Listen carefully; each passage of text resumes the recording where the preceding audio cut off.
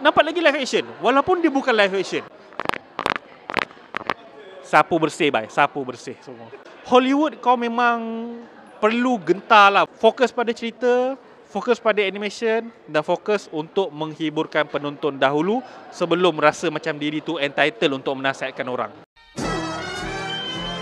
Hey, what is up my good people?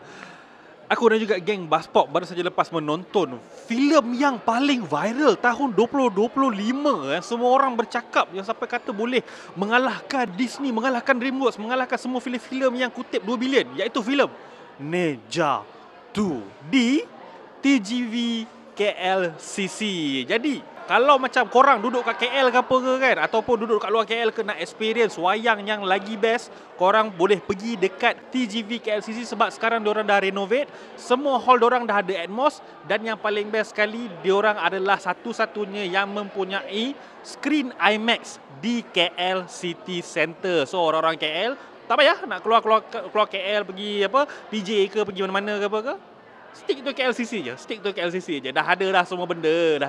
Renovated.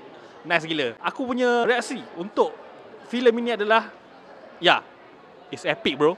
It's epic. Kelakar pun dia juga. Meme worthy, Oscar worthy.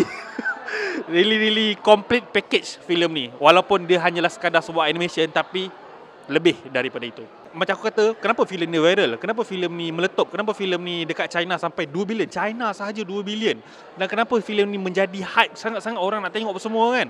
Kalau korang tonton filem yang pertama, korang akan tahu kenapa. Dan kalau korang tonton, lepas aku tonton filem yang kedua ni, ia telah membuktikan memang filem ini layak untuk dapat kutipan yang tertinggi. Bukan sangat kutipan saja, dia punya orang kata reception, semuanya memang sangat-sangat positif. Memang worth it.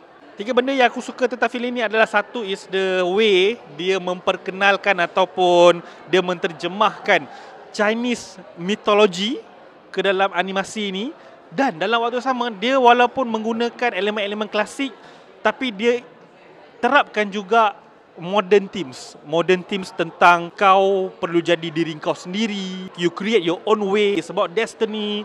Dan macam dia infuse pula dengan lawak jenaka yang modern, yang pop culture tau. Yang macam kalau kau tengok dekat meme ke apa ke, macam dalam ni pun ada juga. So dia tak bosan lah.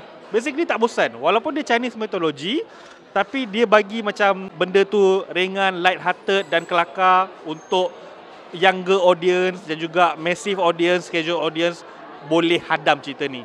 Dan yang kedua, aku suka gila dia punya animation style. Animation style dia memang cantik sangat sebab walaupun dia menggunakan 3D CGI, dia punya 3D CGI tu cantik sebab dia nak terapkan sekali konsep live action dalam filem ni. Sebab ada certain scene, aku macam confused. Is this animation ke ataupun ini adalah live action?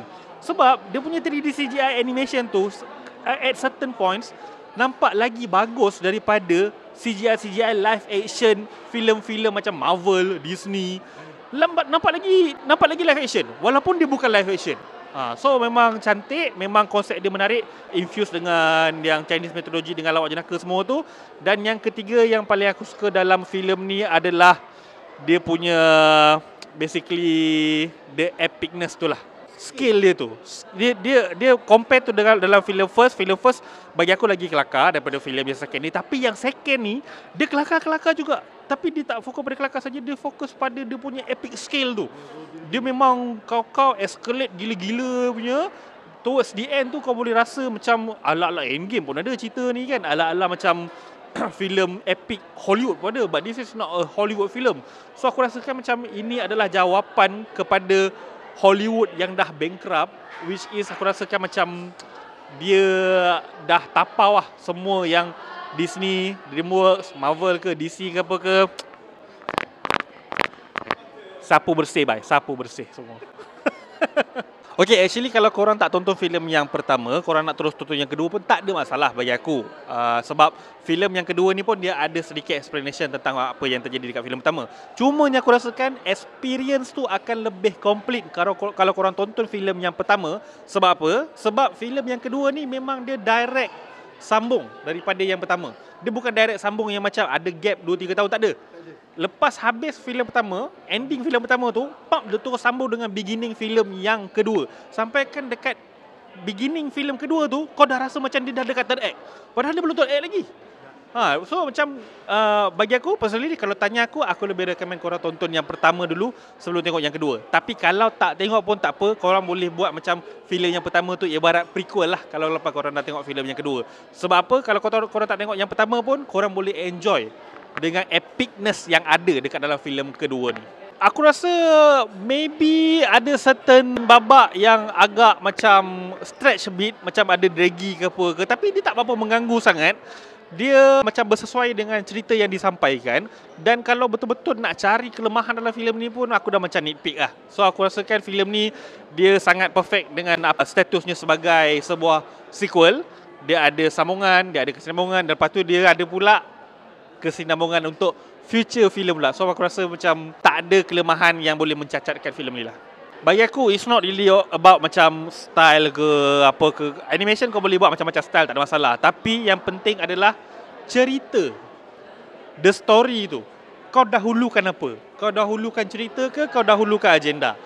Kalau kau dahulukan agenda kau, kau punya wokeism kau, apa semua tu kan, pasal diversity, inclusivity, tapi cerita kau tak utamakan, that's the problem dengan Hollywood.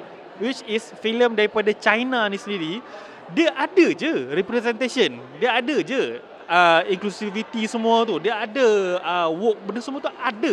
Tapi dia fokuskan pada cerita dulu, dan selepas cerita apa yang dia perlu utamakan, hiburkan penonton. Kalau penonton tak terhibur, orang tak tengok cerita ni. So yes, aku boleh rasakan Hollywood kau memang perlu gentar lah, bukan setakat dengan China. Lebih dengan mana-mana filem daripada luar Hollywood pun sekarang dah mengeluarkan idea-idea yang lagi kreatif, dah mengeluarkan jalan cerita yang boleh membuatkan semua orang rasa include, kecuali daripada kau Hollywood yang hanya nak menyedapkan tekak dan selera sesetengah orang sahaja, which is in the end kau akan menghancurkan diri kau sendiri. So aku rasakan Hollywood perlu belajar daripada China, perlu belajar daripada negara-negara yang tak ada nak angkat sangat benda-benda woke ni apa semua. Fokus pada cerita, fokus pada animation, dan fokus untuk menghiburkan penonton dahulu sebelum rasa macam diri tu entitled untuk menasihatkan orang.